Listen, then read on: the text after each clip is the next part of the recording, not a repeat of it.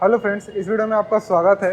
और आज हम बात करेंगे FZX के बारे में कि FZX में क्या क्या चीज़ें आपको मिल जाती हैं, इसका डिज़ाइन कैसा है और आप अगर परचेज़ करने जा रहे हैं तो क्या इसको आपको परचेज़ करना चाहिए कि नहीं चाहिए। एक एक चीज़ के बारे में हम डिटेल में जानते हैं, साथ ही आपको डिसीजन तक ले जाएंगे कि आपको ये बाइक परचेज़ करने की चाहिए कि नहीं चाहिए, या फिर वो कौन से कारण होंगे जिसके कारण इसको आपको परचेज़ करना चाहिए, या फिर वो कौन से कारण होगा जिसके कारण आपको ये परचेज़ नहीं करना चाहिए, या फिर FZS यानी इसी का जो इसी इंजन के साथ आता है FZS वो ले लेना चाहिए। तो आइए डिटेल में जानते हैं। तो सबसे पहले आप डिज़ाइन देख रहे होंगे कैसा डिज़ाइन दिया गया है। इसमें मैं सामने नहीं आता हूँ, आप बस डिज़ाइन को देखिए कि पीछे में सीट कैसा दिया गया है, चाहे टैंक कैसा दिया गया है, या फिर आप इसके जो अपर टैंक्स हो गया, जो इस पर कॉल बनाया गया है, इसके मडी गार्ड्स, इसके हेडलैम्प मैं ऑन करके आपको दिखाता हूँ। तो LED DRLs जो है पूरे हेडलैम्प के चारों तरफ रहेंगे। उसके बाद जब हम इसको चेंज करेंगे, हाई बीम लो बीम, या 1 मिनट शायद स्टार्ट करेंगे तो हमारा मेन लाइट ऑन हो जाएगा। तो वो मैं आपको करके दिखाता हूँ। LED प्रोजेक्टर हेडलैम्प आपको यहाँ पे मिल जाएगा, इसको आप ऑन कर सकते हैं। ऑन करने पे इसकी लाइटिंग कम हो जाती है, इसकी लाइटिंग बढ़ जाती है, आप देख रहे होंगे। तो ये चीज़ होता है यहाँ पे।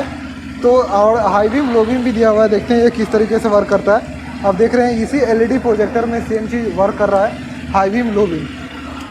अब हम एक बार साउंड सुना देते हैं इंजन का, जैसा अभी साउंड स्टार्ट ही हुआ था बाइक। तो साउंड बिल्कुल वैसा ही दिया गया है जैसा हमें FZS में मिलता है। तो साउंड में आपको बहुत ज़्यादा यहाँ डिफरेंस नहीं सुनने को मिलेगा। बंद करता हूँ मैं। एग्जॉस्ट साउंड में कोई डिफरेंस नहीं है, क्योंकि इसमें आपको सेम इंजन मिलता है 149 सीसी, यानी 150 सीसी का वही इंजन मिलता है जो आपको FZS में मिलता है। 12 PS का पावर, 13.3 न्यूटन का टॉर्क मिल जाता है। वही 105 का टॉप स्पीड आपको आसपास का मिला करेगा। और उसके साथ ही जो इंजन की स्मूथनेस है वो 70-75 के स्पीड तक, 80 के स्पीड तक बनी रहती है। तो इन द सेगमेंट आपको काफ़ी अच्छा और रिफाइंड इंजन मिल जाता है। उसके बाद हम बात करें तो इसके टायर प्रोफाइल आपको 140 सेक्शंस के मिलते हैं, लेकिन टायर्स जो है वो डिफरेंट टाइप के बनाए गए हैं। ये थोड़े रेट्रो ऑफ रोडिंग टाइप के आपको टायर्स देखने को मिलेंगे। तो इस डिज़ाइन में इस टायर को बनाया गया है, थोड़ा अलग कट जो है आपको देखने को मिलेंगे। और इसके एलॉय जो है वो सेम रखेंगे, एलॉय में कोई डिफरेंस नहीं है, वही 17 इंच का एलॉय आता है। MRF का टायर है, रेव-जेड यानी कि ये रेडियल टायर आपको इसमें मिल जाता है। तो अच्छी क्वालिटी का टायर भी दिया गया है। इन द सेगमेंट यानी 150 सीसी सेगमेंट में आपको सबसे बेहतर क्वालिटी का टायर यहाँ पे देखने को मिल रहा है। उसके बाद हम डिस्क ब्रेक देखें तो वही 220 mm का डिस्क रियर में मिल जाता है, जिसमें ABS नहीं है। और फ्रंट के डिस्क और फ्रंट के टायर की प्रोफाइल की बात करें तो फ्रंट में आपको 180 सेक्शंस के टायर मिल जाते हैं। ये भी MRF के टायर्स ही आपको मिलेंगे। और 282 mm के फ्रंट डिस्क है, ABS के साथ है। तो ABS आपको सिर्फ फ्रंट में मिलता है। तो इस बाइक में वो सारी चीज़ें रखी गई है जो in the segment 150 CC segment में आपको जनरली बाकी बाइक्स में नहीं देखी जाती है। पावर कम होने के कारण इस बाइक से आपको अच्छा माइलेज मिल पाता है, जो कि बहुत लोग बोलते हैं कि पावर कम है, 12 PS का पावर है और 13.3 न्यूटन मीटर का टॉर्क है। तो वो जो दोनों कारण है उसके कारण आपको माइलेज भी सही मिल पाता है। तो माइलेज आप अगर ज़्यादा पावर एक्सपेक्ट कीजिएगा तो माइलेज वहाँ पे कम होता है। तो 45 के आसपास का आपको इस बाइक से माइलेज मिल जाएगा एक 150 सीसी बाइक से। ओके, माइलेज हमारा कंप्लीट हो गया। इंजन 5 गियर ट्रांसमिशन के साथ ये बाइक आती है और बहुत ही स्मूथ चलती है। आप 30 के स्पीड में भी 5वें गियर पे इस बाइक को चला सकते हैं। तो स्मूथनेस आपको लोअर स्पीड से भी सही है, हायर स्पीड से भी सही है। उसके बाद यहाँ पे अब बाकी चीज़ों को देखें तो यहाँ पे स्टील का मडगार्ड दिया गया है, जो कि ऐसा नहीं आता था, और इसको कसा भी गया है स्टील से ही। जो टेलीस्कोपिक्स आते थे वो पहले जैसा आते थे वो सेम वही वाले हैं, लेकिन बस इसमें एक ये चीज़ लगा दिया गया है। तो इस चीज़ को अगर आप जब खुलवाने के बाद हटा भी सकते हैं, तो एक समय के बाद फट ही जाता है। तो जब भी फटे तो दोबारा या तो डिज़ाइन के लिए आप लगवा लीजिए या फिर इसको हटवा दीजिए। ओके, बाकी ये डिज़ाइन एक नया इसमें ऐड किया गया है इस तरीके से। इसमें कोई क्रोम फिनिशिंग दिया रहता तो और ज़्यादा बेहतर लगता। हालांकि इस तरह का डिज़ाइन भी काफ़ी बेहतर है। यहाँ पे एक रेडिएटर ग्रिल टाइप का बनाया गया है, तो एक तरह से हवा जो है वो इस प्लास्टिक के कारण फ्लो में आएगी। जैसे हमारा कूलर में लगा रहता है कि हमको एयर का फ्लो किधर चाहिए, तो अपने को एयर का फ्लो इधर चाहिए। उसके बाद ये एयर कूल्ड इंजन है, तो इसी तरीके से ये एयर कूल होगी। इसमें आपको 10 लीटर का फ्यूल टैंक मिलता है, जो कि ठीक ठाक है अगर रेट्रो डिज़ाइन के हिसाब से। इसमें आपको 10 लीटर का फ्यूल टैंक मिलता है। फ्यूल टैंक काफ़ी मैसिव दिया गया है, काफ़ी बड़ा है। यहाँ तक भी ये चौड़ा ही है, जो कि यहाँ तक इसको थोड़ा सा स्लिम होना चाहिए था, बट ये चौड़ा ही है। काफ़ी बड़ा फ्यूल टैंक आपको देखने को मिल जाता है साइज़ में, लेकिन लीटर में ये 10 लीटर का ही फ्यूल टैंक आपको मिलता है। यहाँ नया आपको डिजिटल मीटर मिलता है जिसमें आप ऐप कनेक्ट कर सकते हैं, और ये ब्लूटूथ वाला है। तो ब्लूटूथ की कनेक्टिविटी का सारा फंक्शन आप दूसरे वीडियोज़ में देख सकते हैं। बहुत सारी वीडियोज़ आज की डेट में मिल रही होंगी आपको। टैकोमीटर एक नए डिज़ाइन का आ गया है, तो ये इस तरह से डिज़ाइन में आएगा। ट्रिप मीटर 3 मिल जाते हैं, और स्पीड यहाँ पे शो करेगा। Neutral, high beam, indicators, ABS और चेक इंजन लाइट। बाकी बहुत 5 चीज़ें आप एप्लीकेशंस में इसकी देख सकते हैं, और मैं उसकी अभी बात तत्काल नहीं कर रहा हूँ। ओके, स्विच गियर्स में इस तरह के मिल जाते हैं। ये आपका हेडलाइट का स्विच हो गया, ये हाई बीम, लो बीम, पास भी मिल जाता है, और साथ ही साथ इंडिकेटर्स, हॉर्न। इधर इंजन क्यू स्विच सेपरेट है, और स्टार्टर स्विच सेपरेट है। बहुत जगह दोनों एक ही कर दिया जाता है, तो वो चीज़ यहाँ नहीं किया गया है। सिंपल साइड मिरर्स दिए गए हैं। हाँ, हालांकि इसको अगर थोड़ा और अच्छा डिज़ाइन किया जाता तो अच्छा लगता, लेकिन हैंडल की ऊंचाई काफ़ी ज़्यादा है, तो आप जब भी चलाइएगा तो आपको अच्छी खासी विजिबिलिटी मिलेगी पीछे की, रियर की। अब सीट की बात करते हैं, तो सीट में एक टेक्सचर दिया गया है।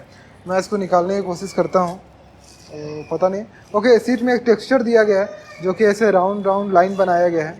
तो सीट थोड़ा छोटा है, जैसे कि ड्राइवर का तो ठीक है, पिलियन का थोड़ा छोटा है। तो रेट्रो डिज़ाइन में जनरली इसी टाइप की सीट्स आती हैं, जहां आपका लास्ट व्हील जो है, रियर व्हील ख़त्म होता है, उससे पहले ही सीट को ख़त्म कर दिया जाता है। तो ये एज अ फुल्ली कम्यूटर इसको नहीं बोल सकते हैं, थोड़ा डिज़ाइनदार, थोड़ी दिखाने वाली बाइक है, इस तरह समझिएगा इसको।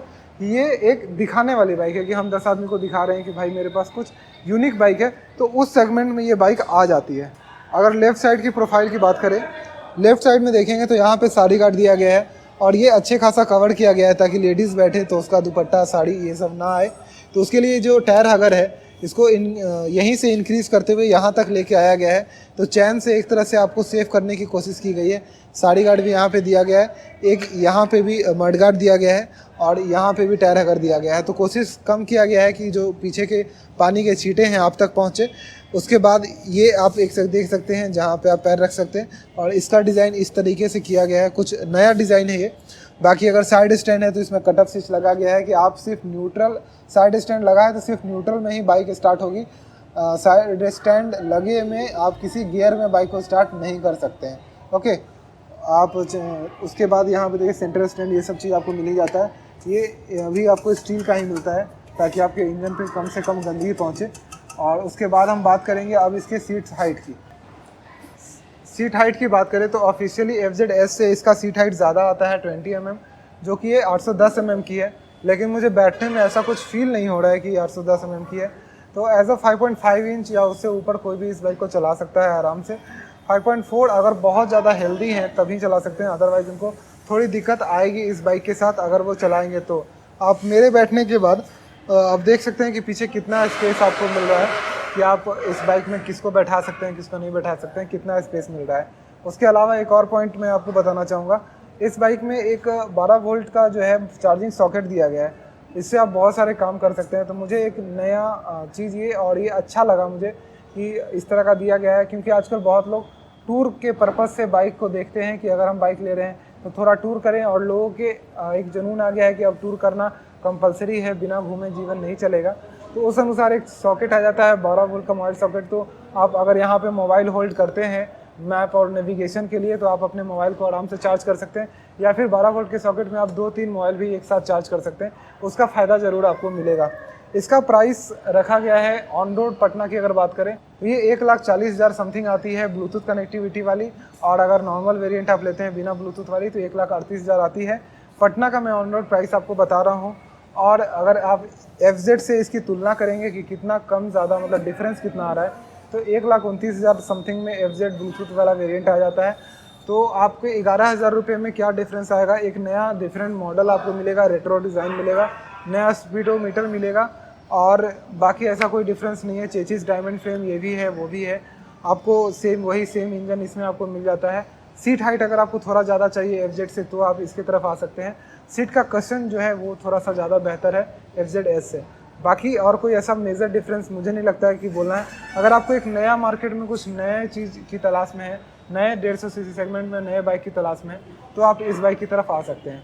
तो यही थे मेरा इस बाइक के लिए वीडियो। अगर आपको कोई भी क्वेश्चन हो इससे रिलेटेड और तो आप मुझे इंस्टाग्राम पे मैसेज कर सकते हैं, मेरा इंस्टाग्राम का हैंडल ये है। और अगर आप पटना में हैं तो पटना में ये बाइक यामाहा MA अवेलेबल है, कॉन्टैक्ट नंबर एड्रेस आपको दिख रहा होगा, यहाँ पे कॉल करके आप अपनी बाइक को बुक कर सकते हैं। Bye bye.